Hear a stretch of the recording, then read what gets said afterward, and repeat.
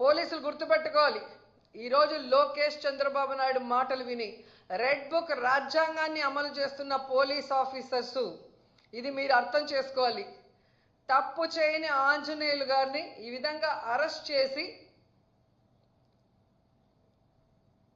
ఆయన్ని హ్యూమిలేట్ చేస్తూ అవమానపరుస్తుంటే తప్పు చేసిన మిమ్మల్ని చట్టం ముందు నిలబెట్టి మీకు బుద్ధి చెప్పే రోజు దగ్గరలో ఉంది. కాబట్టి అలాంటి తప్పులు చేయకుండా మీ పని మీరు కరెక్ట్గా చేయమని కూడా ఈ సందర్భంగా తెలియజేసుకుంటున్నాను.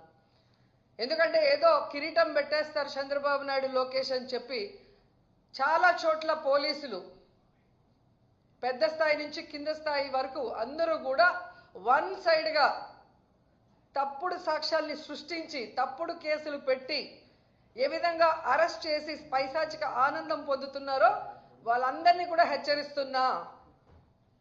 భవిష్యత్తులో మళ్ళీ కూటమి ప్రభుత్వం వచ్చే అవకాశం లేదు. ప్రజలు ఇప్పటికే మేల్కొన్నారు. ఈ కూటమి ప్రభుత్వం వల్ల వాళ్ళు సర్వనాశనమైన విషయాన్ని వాళ్ళు గుర్తించారు.